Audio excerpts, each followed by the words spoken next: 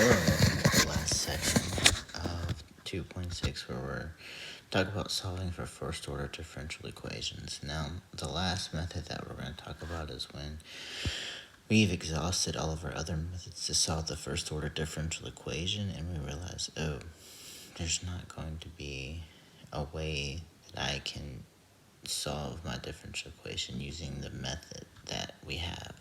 And so if we cannot solve the differential equation using any of the methods that we have, we can still come up to a relative kind of solution based off of, okay, well, what would our answers be if we went about a different method and we went very slowly?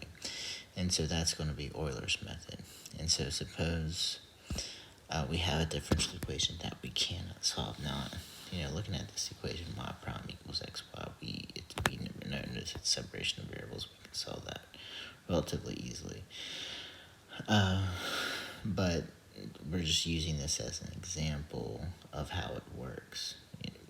You're going to have problems that you're not going to be able to solve the differential equation, but you can still get a picture of what the solution would look like based off of taking some very, very small steps to find out, okay, well then what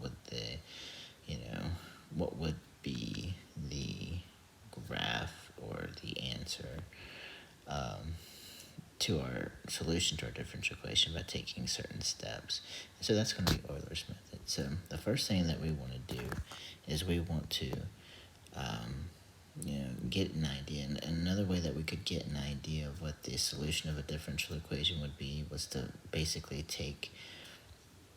find the slope field of our differential equation and then based off of an initial value. And if we have an initial value, then we're able to get this picture. If we don't have that initial value, then we're not going to be able to use Euler's method. Is we're going to take the initial value and then get a picture based off the slope field and the initial value and just follow that slope field to find the solution. And so say, okay, we do the slope field. Now, you're not going to watch me do all this, but I do this, and through the magic of technology, boom, it's already there. Wow. And so what I did was on the left-hand side, I made the slope field. I will say that over here on the left, I should have started at 4 and then went down to -4 instead of starting at -4 going to 4, because then that way it looks more like the actual coordinate plane that I have on the right hand side. So say we found the slope field and this is what we're doing. And now what we're going to do is we're going to take our initial value. So I'm going to use, let's just go ahead and use brown so that we can distinguish where we're at. So we're told that when x is 2, y is 1. So we have that value. Now we're just going to follow the slope field. As we go right, it's going to tend to, that's so ugly. Do not draw these lines really well. But as I go right, it looks like I'm being pushed up.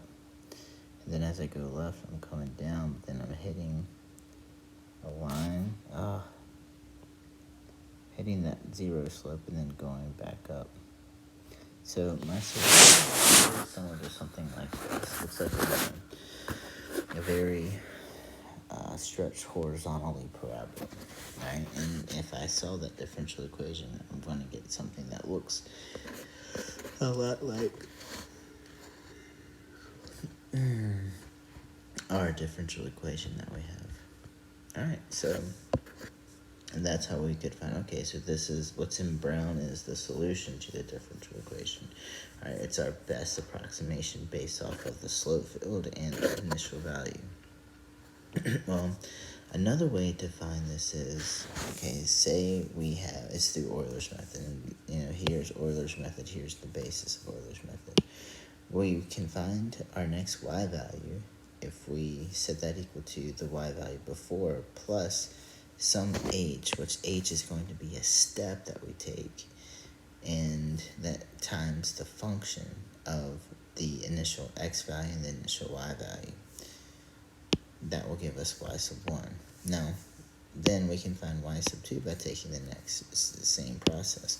We're going to set that equal to the y value that we just found plus that step that we're taking times the function of now the previous x value and the y value. All right, and that h is going to be a certain type of, we want to take small steps, we don't want to take large steps. All right, if we're taking large steps, we're going to be further away of what the actual solution would be, the larger the steps that we take. So in general, what we say is we can always find the next y value based off the previous y value plus the step that we're taking, which is h of the function of the previous x and y value. All right, and here's Euler's method written out. So basically what we have right here is this formula. This is Euler's method. So we can, based off of how many number of steps we're taking, where n represents, how many steps it's going to take to get to the value that we want. Now, I will say there are multiple ways to do this. Last year, I had my students just use Excel to use Euler's method, and I'm fine because I don't want you, because sometimes it could be 10 steps to get to where I want you to be, and that's going to be a lot of math doing by hand and in the calculator. So right here, download it off Schoology. You can plug this into your TI-83 Plus calculator if you want. It's a program that will run to do Euler's method and to do find the absolute error and the percentage relative error. Now, the absolute error is just going to be the absolute value of the actual value minus the approximation. So when we say actual value, it's like, oh, hey, we're actually able to solve for the differential equation, and then we can plug in our x and y value and see, okay, this is what the y value this is what the actual value should be, and then we're going to just take away what we approximate it to be, so we're able to find the difference between what was the actual value and what we approximated, and then we just want to take the absolute value of that because we want that to be positive. The percentage relative error is just going to be the absolute error, what we just solved above. So the absolute value of actual value minus approximation divided by the absolute value of the actual value. And then we're going to multiply that by 100%. So again, those are just two formulas that help you find the absolute error and percentage relative error. And again, we can only do this if we have the ability to actually solve the differential equation to find the actual value. So, when we're actually using Euler's method, you're only using it on differential equations that you can't solve for. So these steps right here, we're not really going to be able to find that because we weren't actually able to find the actual value.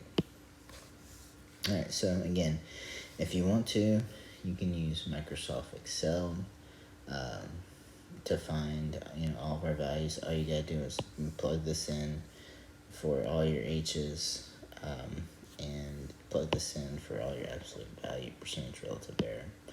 So it's not going to be very hard to program into your Microsoft Excel. And again, you can always do this by hand if you lack the ability to use that. And again, if you would like help with that, just please let me know. I can show you how you can plug it into Microsoft Excel.